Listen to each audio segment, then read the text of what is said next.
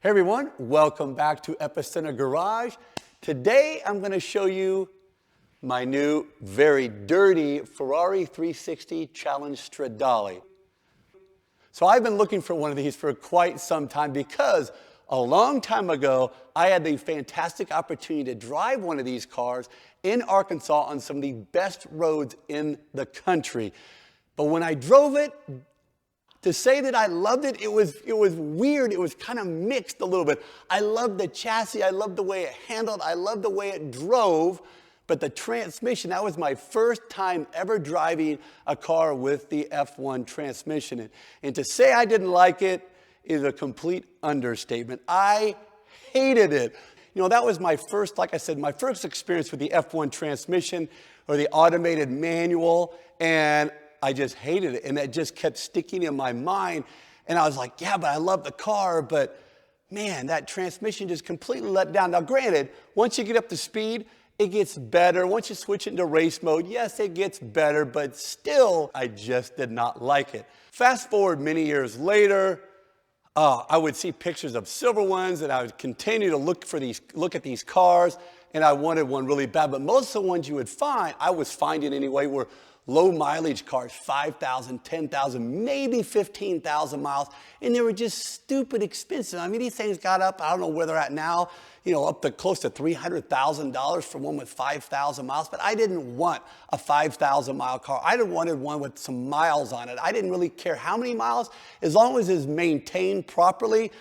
And then I found this old girl right here.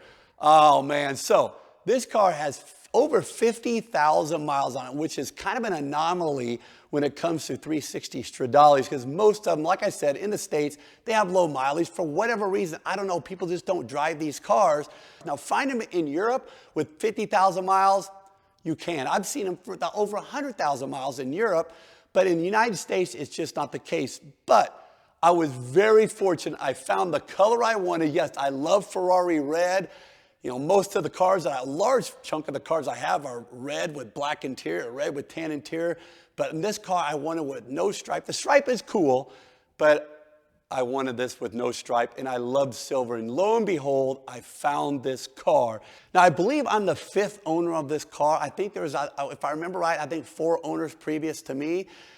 And this is one of those cars where when it arrived, it exceeded my expectations, which a lot of cars don't do. A lot of times, you know, you get a car in, if you haven't gone to see it, which I didn't on this car, I kind of rolled the dice a little bit, crossed my fingers, and when I did finally get in it, drove it out of the back of the truck, got a chance to walk around the car, I was like, oh my goodness, thank you so much, because it exceeded my expectations of overall condition. And then I drove the car, and I loved it. And even to the point where the F1 gearbox, like I said, I had I don't want to say a bad experience, but just I got a chance to experience it many years ago. And now that I'm a little bit older, I got a chance, and now the F1 gearbox has kind of come into its own a little bit. I got a chance to drive it, and was it as bad as I remember? Not really, but still, did I like it? No, it was still, I was still very disappointed, but it wasn't as bad, but we're going to fix that. So this car with 50,000 miles, what we're going to do is we're going to do a manual swap on this car. And I have the kit over here, but before we get into the kit, I'll take you around this car because this car has been meticulously maintained. The previous owner sent this car to, I don't know if it's Ferrari Houston or Ferrari at Dallas, I think it might have been Boardwalk, had them go through this entire car. Anything that needed replaced, they did it. The back glass, the back Lexan started to haze a little bit. They replaced that. Some of the carbon fiber pieces that you see right here started to delaminate. They fixed that. So anything this car needed, they had the brakes replaced. All of the wheels were refinished. I mean, anything this car needed. Now, it does have a few little issues. A little paint things, but I really don't care. It's got a little bit of paint right here that's missing. It does have a few paint chips on the front, but no cracks, nothing just it's glaring out on this car. You know, these need to probably be refinished, the aluminum on these. But the headlights are in fantastic shape. You guys out there that know, 360s, a lot of times you want to look at the headlights because a lot of times those have issues. So you can see right here, it does have a little bit of chipping back here. But, honestly, I really don't care. Like I said, I thought, well, you know what, I'll probably respray this whole thing. But honestly, I probably won't because I'm going to drive this thing a lot. I'm going to be racking. I already started to rack a lot of miles on this car. But let's dive into the interior here. So for those of you that don't know the Stradale or the difference between the 360 and the Stradale, there's quite a few things. I'm not going to dig into all of them. You guys can get on Google and find out. But more than likely, you probably already know. But the interiors are quite a bit different. Of course, on the dash, you have full Alcantara, lower dash, the seats. Most of these cars had red seats, red dash. In the red, obviously, all of them, I believe, I recall, they all had the red on the steering wheel. But you could get these cars in full leather. You could get a leather dash. You could get leather seats. I've seen some with tan leather seats, but I think the way this was, at first when I saw these cars, I saw the interior, the red interior, I said the red, and I was like, I really didn't like it that much, but it has totally grown on me. Now, I wouldn't have it any other way. There were a few options on these cars you could get, which this one has. It does have the radio, which honestly, I've never, ever turned on. The security light or whatever is flashing, so I'm assuming that it works, but I have never turned that on. So the other options on this car, I think, obviously I had to steer it, was the fire extinguisher, which I don't think this one has no fire extinguisher. I think I have one back behind because that's something smart you always want to have, especially on a Ferrari. You want to have a fire extinguisher with you. But full carbon fiber interior. That's one of the things that sets this car apart. As you can see, the door panels are full carbon fiber. You have the carbon fiber center console. And even the tub. What's really cool about this is kind of a little bit like the F40, where you can actually see the tubs. You look in here, and a lot of times at first you might be like, what? It has no carpet in it other than the floor mats. The average person might see it, look in this car and be like, what? It looks kind of, I don't want to say junky, but you can see the welds, the foot welds, the paint's kind of scraped up around here and there. But that's what makes this car cool. A little bit like the F40, you can see all the glue in the interior, and with the carbon fiber tub on the F40 is put together and literally glued together. Same thing here, but of course this is aluminum. You can see all the welds. It looks very race car-like, which, that sits perfectly fine with me. Those are kind of things that I absolutely love.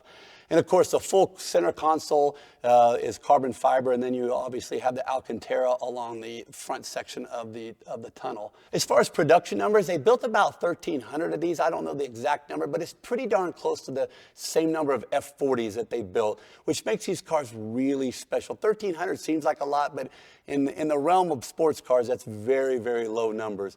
And of course, this one being silver or argento makes it a little bit more rare. And especially given the miles, with 50,000 plus miles, there's not many of these things on the road with that many miles, which is kind of surprising given how much fun this car is to drive, which is going to become even more fun to drive once we get into what we're going to be doing to this car. And the driving position is perfect, but I cannot get over this section right here. This is the worst part of the car, but this is going to be fixed, you guys, with that right there, one shiny little ball. And and what do we have here? Look at that right there, and a clutch pedal. Yes, we are going to convert this to a manual transmission. Now, many of you out there are probably clicking away right now thinking, what the heck are you doing? Why would you convert this car to a manual? And to that I say, I'm really sorry, but I'm not, because this car is screaming to be converted to a manual. Now, many of you guys might know I have a GT3, I've got a couple GT3 RSs, fantastic cars, but do they have the sound of this car? No. Is the gearbox better than this car?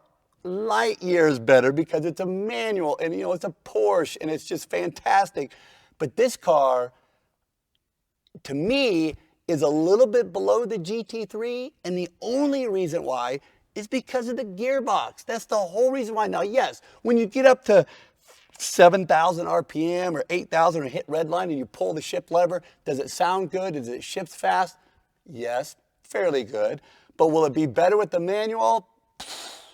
Not even close. It's going to be so much better. And the cool part is as we go over the kit, that I can easily at any time, if I wanted to sell this car, which I'm not, I could convert it back to the fully automated F1 gearbox that I wanted to, but this puppy's not going back, I'm telling you. Once I convert this car, it will be the ultimate Ferrari for me. It'll be probably right below an F40. So how hard is it going to be to convert my Stradale to a manual gearbox?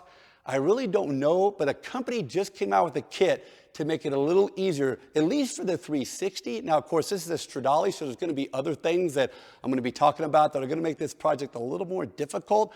But there's a company called Dr. S that made a kit for the conversion, which we're going to go over right now. They even cast parts to be able to do this, so let's go over those. So here are all of the parts. You talk about quality. I can't get over the quality of some of these parts. Even the shift, well, let's put our shift ball back on here. And actually, they even sent me two different shifters. I like this one. This was more Ferrari-like, I think. But the whole mechanism here, you can see here where they recast this entire part. Now, is it Ferrari OEM? No. But is it the same kind of quality? Man, after looking at this and seeing the Ferrari parts, I totally think that it is. You can see the quality here. Here's the entire shifting mechanism. You can see it works just like the OEM, and of course has OEM parts in it, switches, all that type of stuff. You can see the bottom mechanism here, the way it's set up. Just extremely, extremely nice parts. And of course, here we have the mechanism that replaces the F1 system that bolts directly to the gearbox. You can see that. The kit is completely comprehensive, where all of the various parts that we need to do this job are here. We got the pedals. We're going to be modifying this pedal a little bit to look more like the original style pedal. But then we obviously, we have all of our master cylinder, all of the parts, and of course all of our cable, our hydraulic cables, and our shifting cables here. And a full set of instructions that I actually have on my computer that they'd emailed to me. To say that I'm excited to start this project is a complete understatement. I am ecstatic to start this. Now, most projects, they never go quite as planned. So I know I've got to prepare myself for some hiccups, a few issues that are going to take place. But after looking at some of these parts and knowing what it's going to take and knowing those cars fairly well, I think it's going to be fairly seamless. Now, the biggest problem, the biggest thing that I'm thinking about right now, as you guys might remember in a previous episode, I showed you a mold that I pulled out, and I was kind of leading on, well, hey, do you guys know what this is going to be for? Well, that is going to be for the center console, because unlike a regular 360 where you do a manual conversion, you have all the center consoles pretty much the same. You have to change a few little things here and there. The Stradale is completely different. The switches are set up different. The carbon fiber center section is completely different. So we've got to fabricate that entire part. And Black Horse Motor Works up in Kansas City, they've done a manual conversion a long time ago. They were the first ones that ever did a conversion on a Stradale, but they did the center console in fiberglass, which is all right. But the Stradale, it's begging for a very nice, very well done, complete carbon fiber center console for this gearbox, for this conversion. So that is what we're going to do. It's not going to be a cheap undertaking to be able to redo that center console in carbon fiber, but it has to be done right. We want that car to look OEM, like it came from the factory with a manual gearbox. In many people's minds, the Stradale is a legendary Ferrari. Many have said that it's just as much fun to drive as the iconic F40. In my mind, not so much. Pretty dang close. But this right here, this is going to do it. I think putting a manual in that car, I think it's going to make it just as much fun to drive as an F40. It definitely makes the sounds, an F40 obviously being twin turbo, it certainly has its own sound. With a Stradale, it just, with the exhaust that they put on those cars, completely stock exhaust, it is just amazing. But like I said, the manual is going to elevate that car and make it 110% more fun to drive. Now, as much as I would love to be able to bump this project up on the list, I have quite a few cars that need maintenance done. So I've got to bring those in, get those up on the lift, and get that done before we can start on this. As well as that brings me to the 930 Turbo, which is this close. The engine's going back in, I think this week or at least over the weekend. So we'll get that done. And more than likely, what I'd like to do is be able to take this car, put it up where the 930 Turbo is, and get started on this thing. So to summarize, what the plan is we're gonna get started on the carbon fiber center tunnel. So that way, when I have the time to get the car up on the lift and get all the mechanicals done, then I'm hoping that the carbon fiber center tunnel is done, and that will be the last thing that will go in the car, and we'll kind of put all the switches in, everything it's in the tunnel now, and put those in the proper position. So, oh man, you guys, I just need to carry this around with me as motivation, because this thing's going to be sitting on my desk over there, my table, and I'm going to see it every day, and that's going to be great motivation. So if you guys want to follow along as I take my 50,000 mile challenge Stradale and convert it into a manual gearbox car, make sure you like and subscribe. Once again, you guys, thank you so much for watching, but, you know what I need to do is we need to fire this up, because you need to hear the Stradale before you go.